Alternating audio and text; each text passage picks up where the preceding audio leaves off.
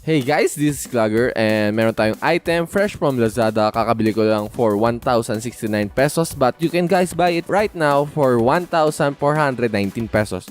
At ito ang 3LUE K753 Cobra Series Mechanical Keyboard. Ililink ko sa comment section down below and sa description ang link nito sa Lazada.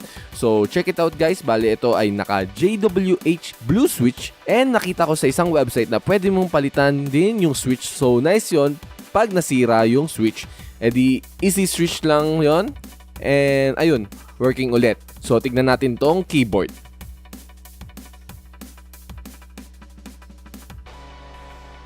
First impression ko sa keyboard na to ay yung build quality. Yung build quality niya ay maganda. Walang flex yung keyboard at mabigat siya in fairness. For the design, naka brush metal style siya. For the keycaps naman ay naka ABS and sa switch ay blue JWH switch. Sa likod ng keyboard ay nakalagay ang kanyang key puller. May mga rubber fit rin naman yung mga each corner except sa stand niya. And meron pang manage ng wirings mo. Closer look sa keyboard, meron siyang media keys sa F1 to F12. Magandang functionality siya. Kasama din ang mga shortcut keys mo like sa default browser mo, yung music player and more. Lights ng keyboard niya ay naka-specific na kulay siya per row, so talagang ganito na yung kulay niya at wala na kayong magagawa. Sa number row naman ay preset ng lights ng keyboard, like may mga certain keys siya magla-lights up. Like if you are playing League of Legends, ganito yung mostly mga ginagamit mong keys. Pwede din kung FPS player ka, but pwede ka rin gumawa ng anong mga klase lang iilaw na nakalagay naman sa user guide niya na naka-include sa box. Maliban doon, meron pa siyang 9 pang iba-ibang klase ng pag-ilaw.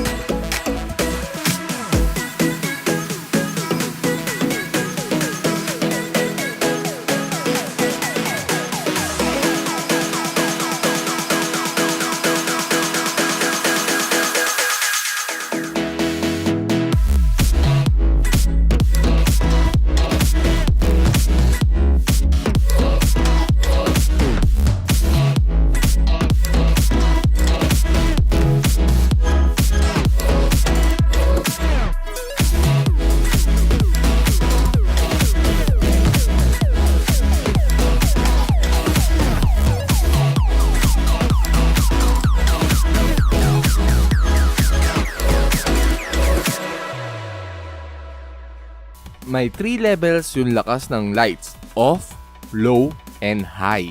Sa quality naman ng switch, what I can say is parang naman siyang Cherry MX Blue din na may pump feedback and may clicky sounds. Pakinggan nyo guys yung sounds niya.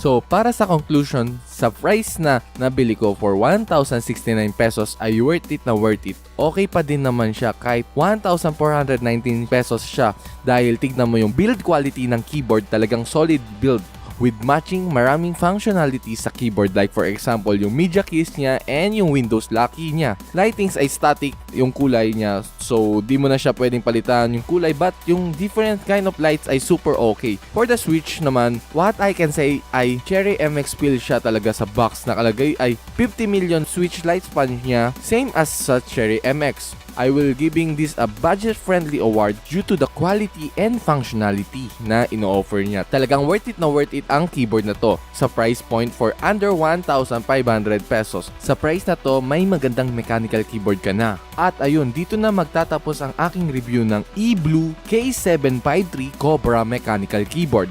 Makikita nyo yung link sa description down below and comment section.